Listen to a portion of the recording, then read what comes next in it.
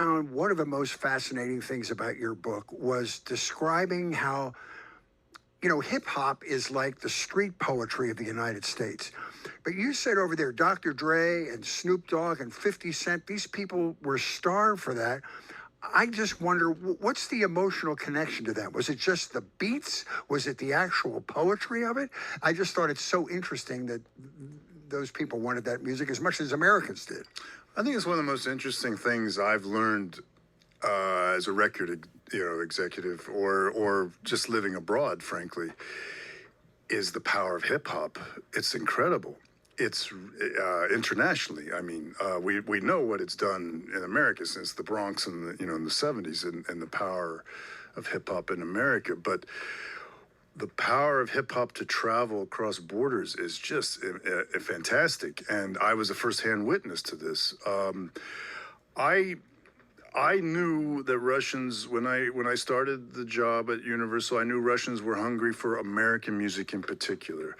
My bosses were in London, and they were European, and they wanted me to sell more European music because obviously Russia is considered a European country, and they thought Boyzone and some of the British bands like that would be a bigger hit than the American music. But I knew better, and I listened to what I really did with that was smart, was just listen to my own staff, and they were telling me the kids were hearing little bits and pieces of American hip hop and were desperate for that. And so we needed to bring American hip hop to Russia. And that's what we did. We starting with Eminem's album, the Marshall Mathers LP. To answer your question, Fritz, I think it's about the struggle. I think when people have a cushy life, maybe they love Celine Dion.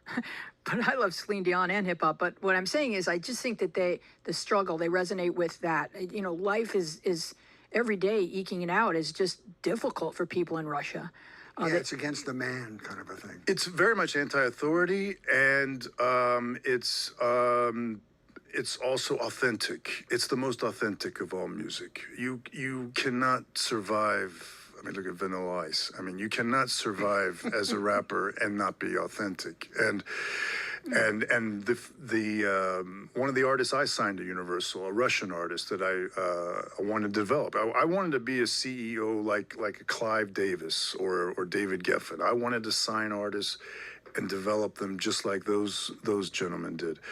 And so I signed a Russian artist named Detsl, a rap artist.